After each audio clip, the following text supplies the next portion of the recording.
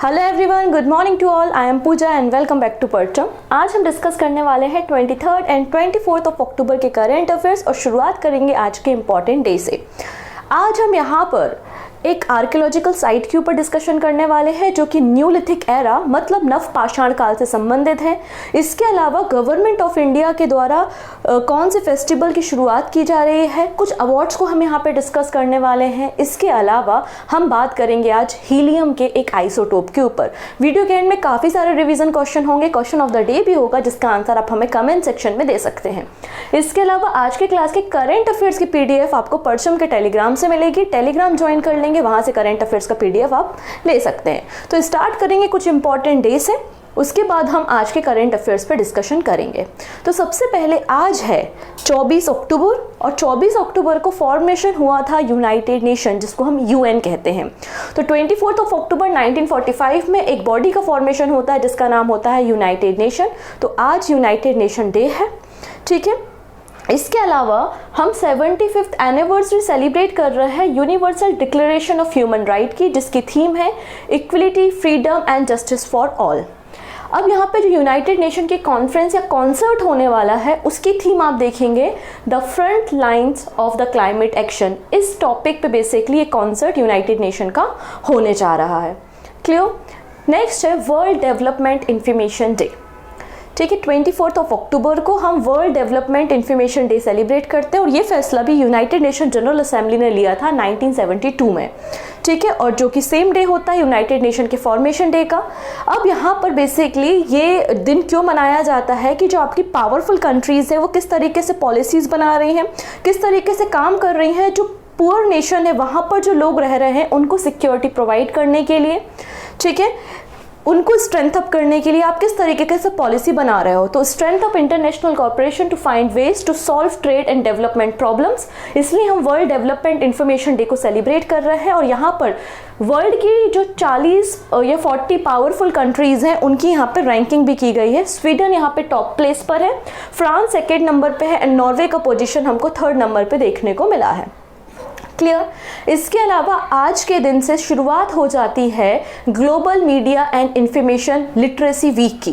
तो 24 अक्टूबर से लेके 31 अक्टूबर तक हम सेलिब्रेट कर रहे हैं global media and information literacy week, जिसकी थीम है media and information literacy in digital spaces a collective global agenda. UNESCO इस दिन को सेलिब्रेट कर रहा है और यूनेस्को के द्वारा ही ये थीम को डिसाइड किया गया है। और ये जो पूरा प्रोग्राम होना था वो कहाँ होना था, जॉर्डन में होना था। लेकिन आपको पता है जॉर्डन, इजराइल, सीरिया, वहाँ पे कितना कॉन्फ्लिक्ट आपको देखने को मिल रहा है, तो कुछ समय के लिए इसको पोस्टपोन भी किया गया है। नेक्स्ट है UN डिसआर्मामेंट वीक। इसकी शुरुआत भी आज ही के दिन से होती है। 24 अक्टूबर से लेके 30 अक्टूबर के बीच में यूनाइटेड नेशन डिसआर्मामेंट वीक मनाते हैं। बेसिकली न्यूक्लियर वेपन्स कितने खतरनाक हैं, कितने डेंजर हैं, तो जो पॉलिटिकल लीडर्स हैं, जनता है, लोग हैं, उनको बताने के लिए कि ये जो वेपन्स हैं ये मास डिस्ट्रक्शन कर सकते हैं और इनको हमें अवॉइड करना है, इनको एलिमिनेट करना है। इसलिए 24 से लेकर 30 अक्टूबर तक इस वीक को सेलिब्रेट कर रहा है और पहली बार 1979 में इस वीक को सेलिब्रेट किया गया था। डन, ठीक है। तो ये कुछ इंपॉर्टेंट डे थे।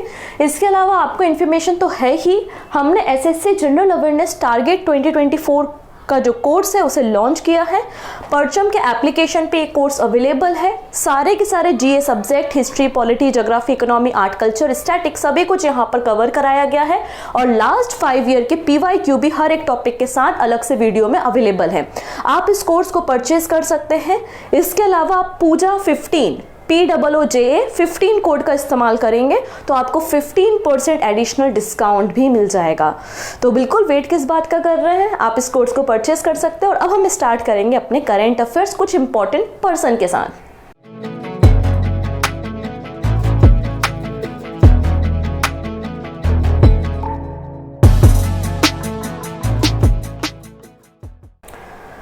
पहले पर्सन है जैन साहब, ये है संजय कुमार जैन, ठीक है। और इन्हें CMD बनाया गया है IRCTC का। IRCTC क्या होता है? Indian railway catering and tourism corporation है, जो कि इंडिया की एक public sector undertaking ministry of railway के अंदर काम करने वाली कंपनी है। न्यू दिल्ली में हेड ऑफिस है और 1999 में इसका फॉर्मेशन होता है। तो संजय कुमार जैन को CMD अपॉइंट किया गया है IRCTC का by the recommendation of search come selection committee, और इस कमेटी की रिकमेंडेशन के बाद संजय कुमार जैन को CMD बनाया गया है IRCTC का। अगले जो पर्सन है वो बहुत इंपॉर्टेंट है और इनका नाम पेपर में आने की प्रोबेबिलिटी बहुत ज़्यादा है, क्योंकि मुझे जितना याद है जब से मैं करंट अफेयर्स पढ़ा रही हूँ तब से मैं हमेशा देखते आ रही हूँ कि कोटक महिंद्रा बैंक के जो CEO हैं वो उदय कोटक साहब रहे हैं। हमको यही याद है और हमने यही पढ़ा है, लेकिन अब ये चेंज हो गया है कहानी। ठीक है, तो यहाँ पर हम बात कर रहे हैं अशोक वासवानी जी के बारे में, और ये नेक्स्ट कोटक महिंद्रा बैंक के CEO होंगे।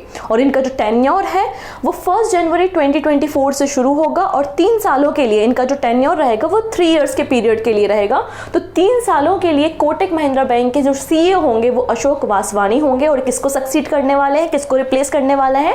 ऑब्वियस सी बात है, उदय कोटक जी को रिप्लेस करने वाले हैं। और सितंबर में इस साल उन्होंने जो है वो क्विट कर दी थी MD की पोस्ट। तो करेंटली अशोक जी क्या कर रहे हैं? तो करेंटली ये प्रेसिडेंट हैं US Israel AI fintech company Pagaya technology limited के, प्रेजेंटली ये प्रेसिडेंट हैं। और अब ये CEO और MD होंगे कोटक महिंद्रा बैंक के for the period of 3 years.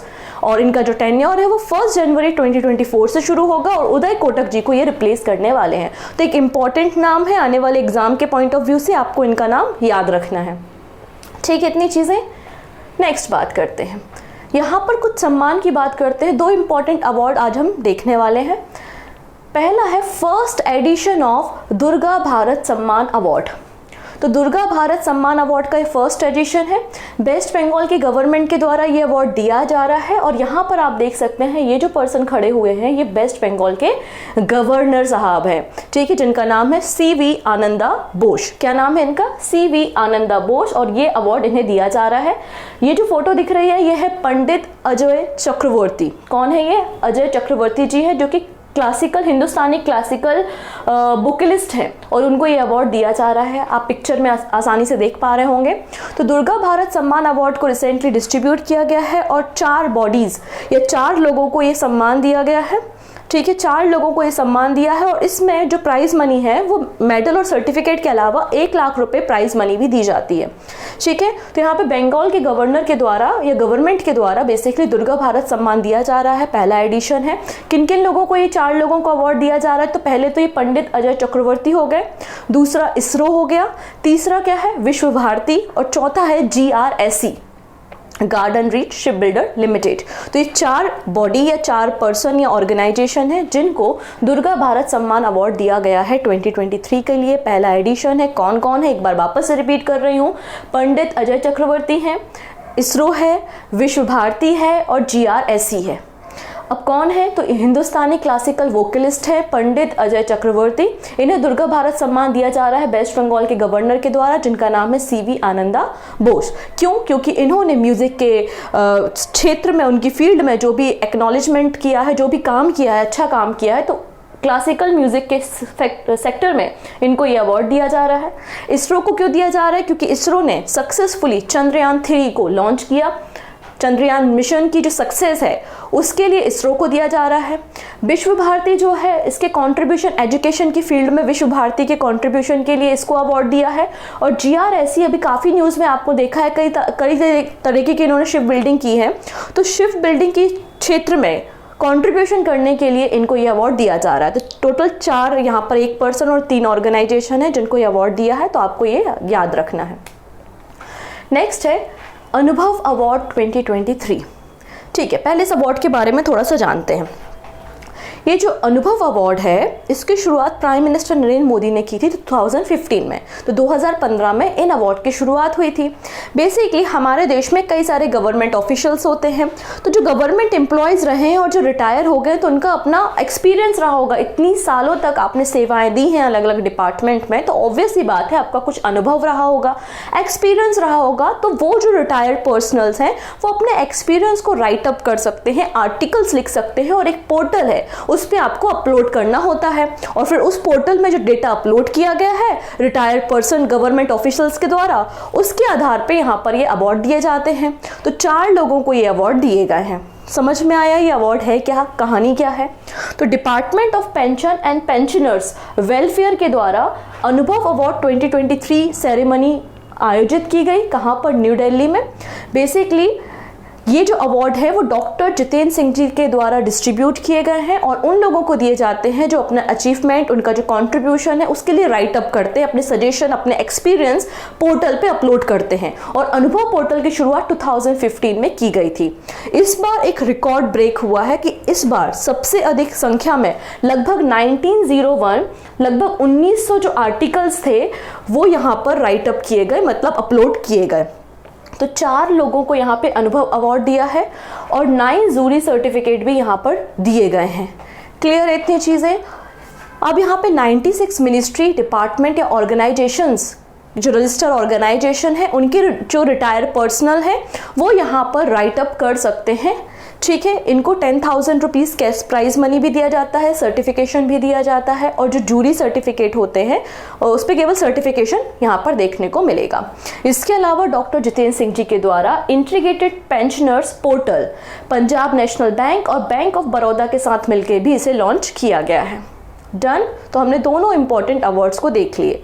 अब यहाँ पर मैं 3 इंपॉर्टेंट पर्सनालिटीज़ के बारे में बताने वाली हूँ। 2 स्पोर्ट्स से हैं और दोनों बहुत इंपॉर्टेंट हैं, आपको किसी एग्जाम में मिलने की पॉसिबिलिटी रखते हैं। तो पहली जो पर्सन है स्पोर्ट्स सेक्टर में जिनका नाम इंपॉर्टेंट है वो है उन्नति हुड्डा। डायरेक्टली क्वेश्चन पूछेगा कि उन्नति हुड्डा जो न्यूज़ में थी वो किस फील्ड से एसोसिएटेड है? तो आंसर हो जाएगा उन्नति हुड्डा जो है वो बैडमिंटन स्टार हैं। किस फील्ड से है? ये बैडमिंटन फील्ड से है। एक्चुअली अभी रिसेंटली अबू धाबी मास्टर 2023 खेला गया। अबू धाबी में बैडमिंटन BWF की बैडमिंटन चैंपियनशिप थी और उसमें उन्होंने ये टाइटल अपने नाम किया है वीमेन सिंगल टाइटल। ठीक है, तो उन्नति Hooda capture women single title at Abu Dhabi master 2023। Abu Dhabi master में 2023 में महिला एकल का खिताब उन्नति हुड्डा ने जीता है और केवल ये जो है बहुत कम एज की है। जब ये 14 साल की थी लास्ट ईयर, मतलब इस साल 15 साल की होंगी, तो 14 इयर्स की एज में इन्होंने पहला BWF टाइटल अपने नाम किया था, जो कि यंगेस्ट वीमेन बन गई थी, यंगेस्ट पर्सन या स्पोर्ट पर्सन बन गई थी जिन्होंने 14 साल की उम्र में BWF टाइटल अपने नाम किया था। ये इनका 2nd नंबर का BWF super 100 world tour tournament है और इन्होंने बीट किया है समैया इमदाद फारूकी को, इनको हराया है और अबू धाबी मास्टर का टाइटल अपने नाम किया है। BWF क्या होता है? तो BWF बैडमिंटन वर्ल्ड फेडरेशन है जो कि एक इंटरनेशनल गवर्निंग बॉडी है जो कि इंटरनेशनल ओलंपिक कमेटी के द्वारा रिकॉग्नाइज है और इंटरनेशनल लेवल पे बैडमिंटन टूर्नामेंट्स को कंडक्ट कराती है। 1934 में इस बॉडी का फॉर्मेशन किया गया था। चलिए, अगले जो स्पोर्ट पर्सन थे जो न्यूज़ में हैं वो बहुत इंपॉर्टेंट है। पद्मश्री भी इनको दिया गया है और क्रिकेट की फील्ड से एसोसिएटेड रहे हैं और इनका निधन हो गया है। ठीक है, हम बात कर रहे हैं विशन सिंह वेदी जी के बारे में। ठीक है, ये है विशन सिंह वेदी जी जो कि द सरदार ऑफ स्पिनर कहे जाते हैं। स्पिनर रहे हैं, इंडियन क्रिकेट टीम के कैप्टन भी रहे हैं और काफ़ी सारे मैचेस इंडियन क्रिकेट टीम के लिए इन्होंने खेले हैं। ठीक है, इन्हें पद्मश्री भी दिया गया था 1970 में और इनका निधन हो गया है। ही पास्ड अवे रिसेंटली। ठीक है, एट द एज ऑफ 77। तो 77 साल की उम्र में विशन सिंह बेदी जी का निधन हो गया है जो कि एक लीजेंडरी इंडियन स्पिनर रहे हैं और इंडियन टीम के कैप्टन भी रहे हैं। इन्होंने अपना जो स्पिनिंग कैरियर या भारत के लिए जो बॉलिंग की है आप कह सकते हैं 1967 से 1979 के बीच में की है। ठीक है, 1976 में बेदी जी को कैप्टन इंडियन टीम का कैप्टन अपॉइंट किया गया था, बनाया गया था कैप्टन और इन्होंने सक्सीड किया था मंसूर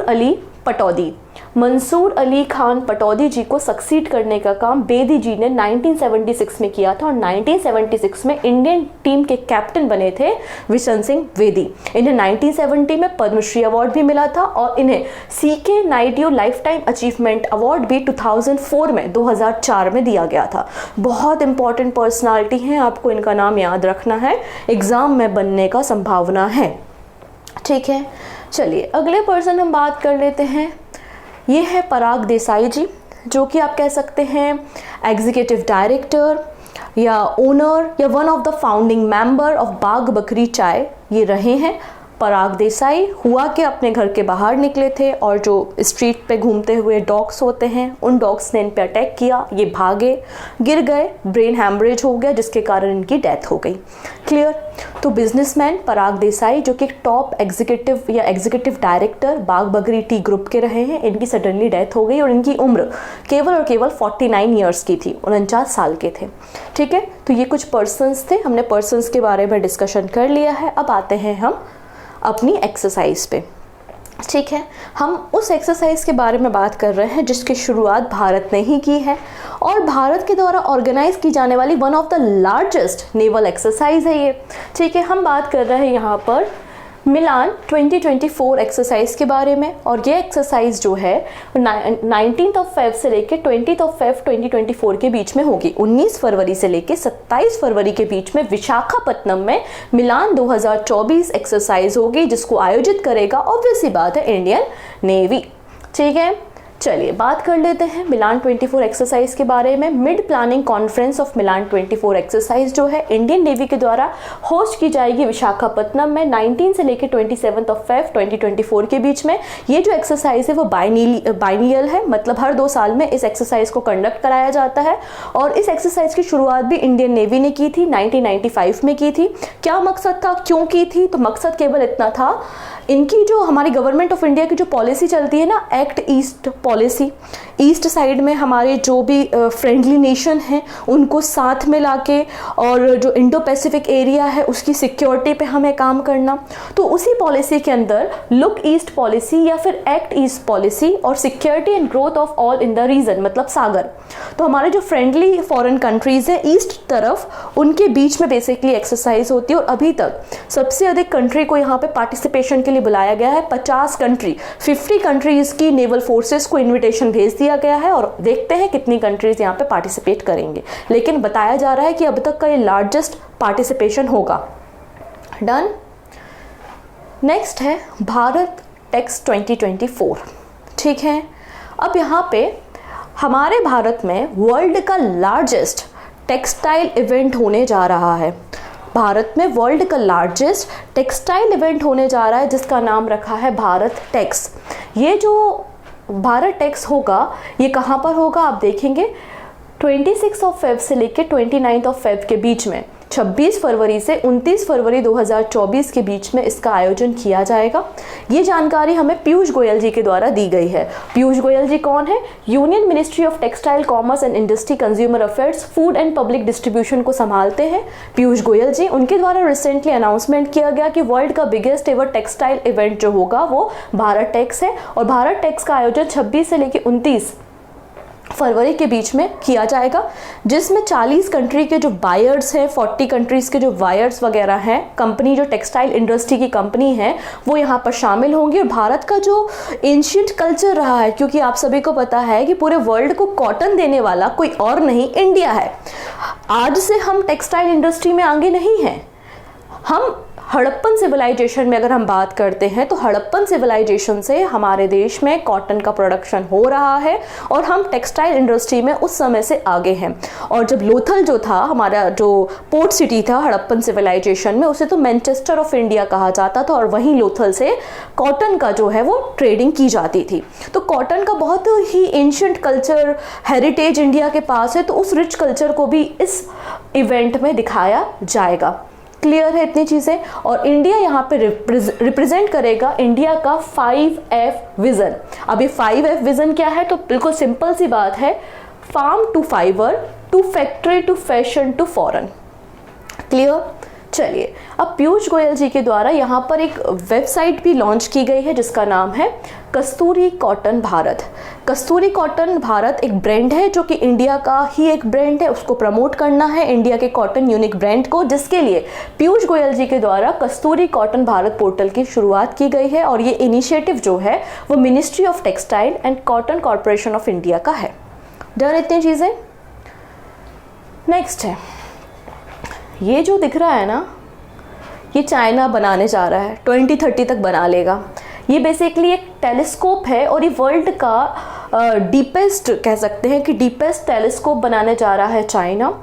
और हमारे जो ओशियंस हैं, ओशियन में आप जो घोस्ट पार्टिकल्स हैं या ओशियंस में आप जो बोलेंगे कि पार्टिकल्स हैं, उनकी स्टडी करने के लिए, कॉस्मिक पार्टिकल्स की स्टडी करने के लिए बेसिकली इस टेलीस्कोप को भेजा जाएगा समुद्र के अंदर। लगभग 3500 मीटर की गहराई पे इस टेलीस्कोप को भेजा जाएगा और 2030 तक ये तैयार हो जाएगा।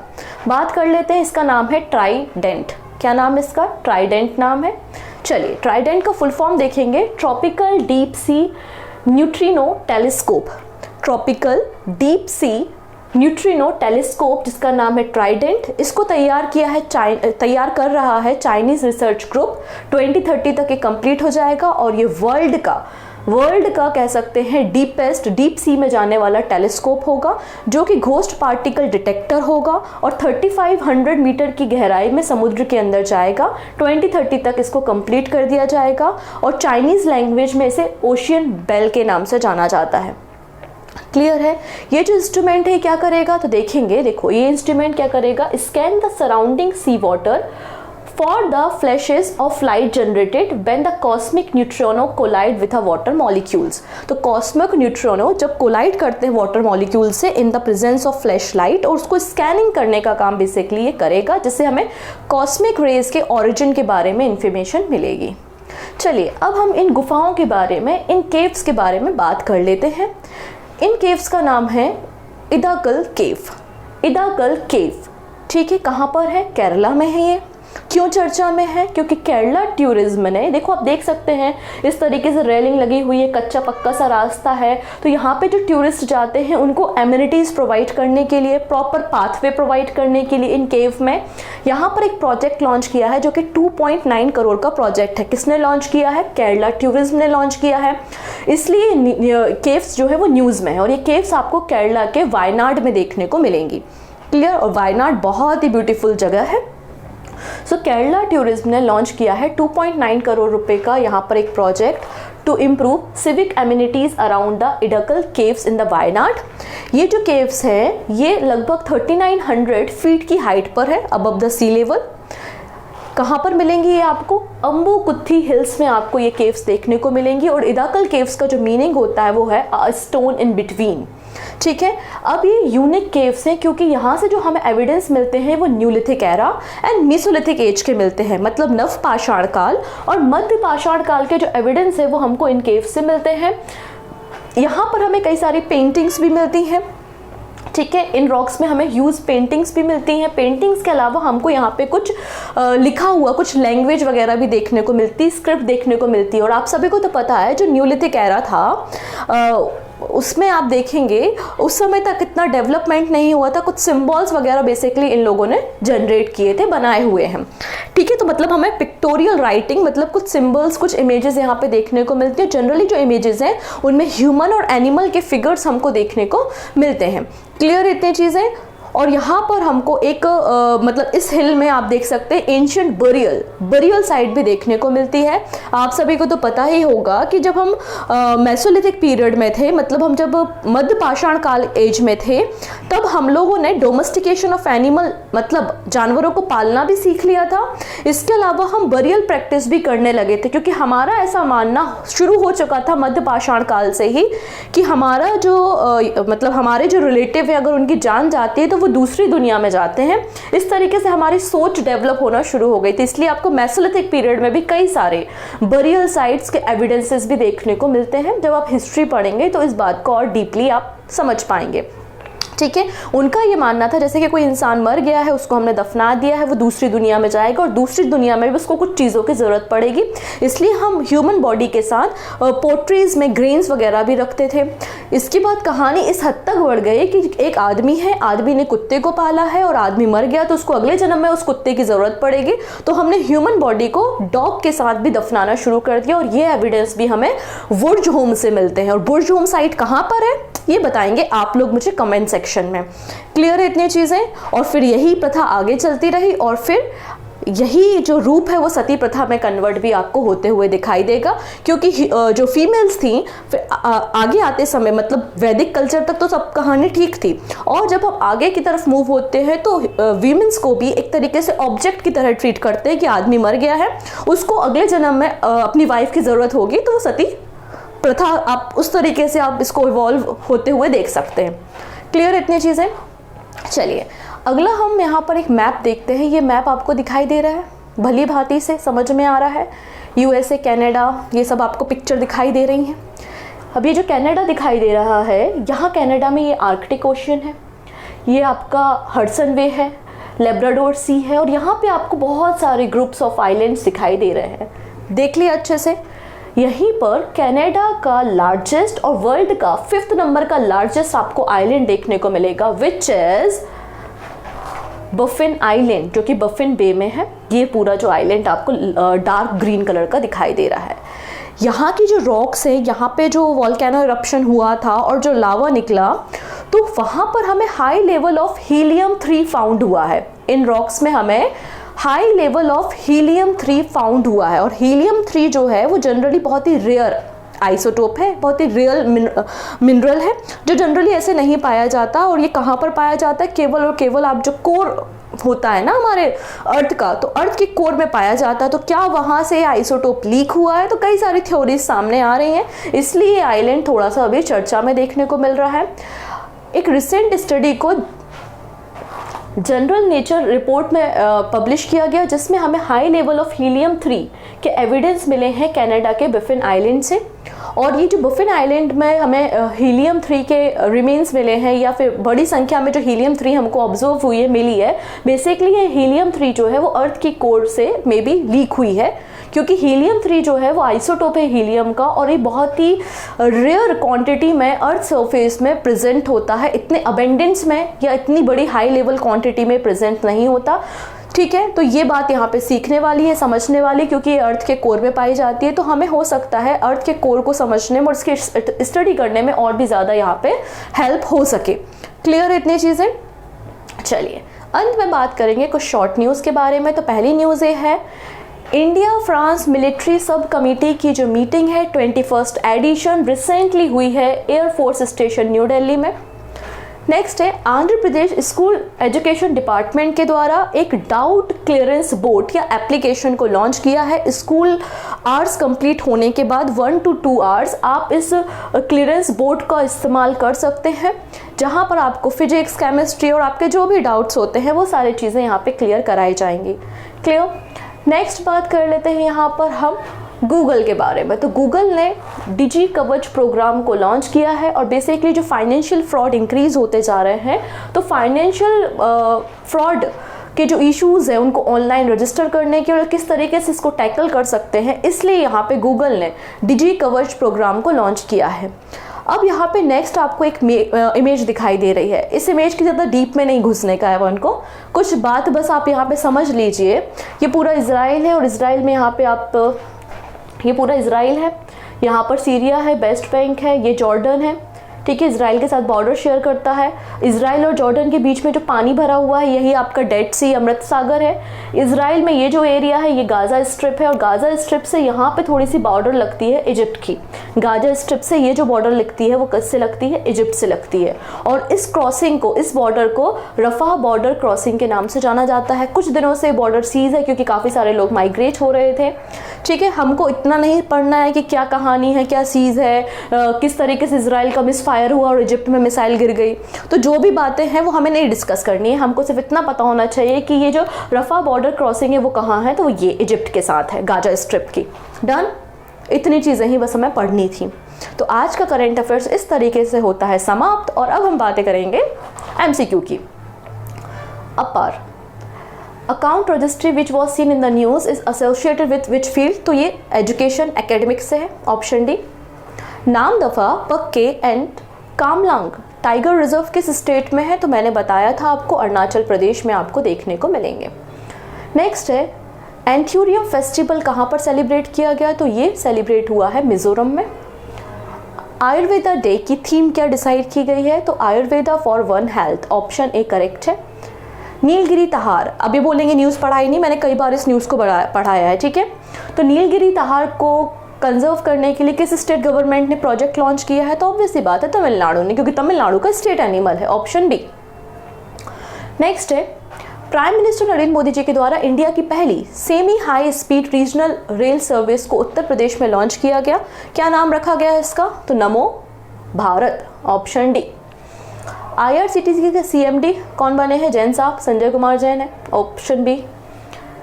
नेक्स्ट है, UN award 2023 for its contribution to the sustainable reporting किसे दिया गया है? तो मैंने आपको बताया था, institute of chartered accountant of India, option D. Next है, Dhordo has been awarded with the title best tourism village by the United Nation World Tourism Organisation. कहाँ पर है? तो गुजरात में है, कच्छ में, ऑप्शन बी। नेक्स्ट है, Manohar Singh Gill, he passed away recently. कौन थे ये? तो हमारे फॉर्मर चीफ इलेक्शनल कमिश्नर थे, ऑप्शन डी बिल्कुल करेक्ट हो जाएगा। नेक्स्ट है, पहला क्वेश्चन मैंने पूछा था कि बुर्ज होम वो साइट जहाँ पर हमें एविडेंस मिलते हैं ह्यूमन स्केलेटन को डॉग के साथ दफनाया गया है, ठीक है, तो वो कहाँ पर है वो आप मुझे बताएंगे कमेंट सेक्शन में। सेकंड क्वेश्चन है कि रिसेंटली द्रौपदी मुर्मू जी के द्वारा रघुवर दास जी और इंद्रसेना रेड्डी नालू जी को गवर्नर अपॉइंट किया है किन स्टेट का? 4 ऑप्शन है, त्रिपुरा उड़ीसा, उड़ीसा सिक्किम, उड़ीसा त्रिपुरा, उड़ीसा केरला। जो भी सही आंसर है वो आप हमें देंगे कमेंट सेक्शन में। क्लियर है इतनी चीज़ें? बाकी सारी बातें हम आने वाले वीडियो में कर लेते हैं, तब तक अपना ध्यान रखेंगे। Take care and bye bye.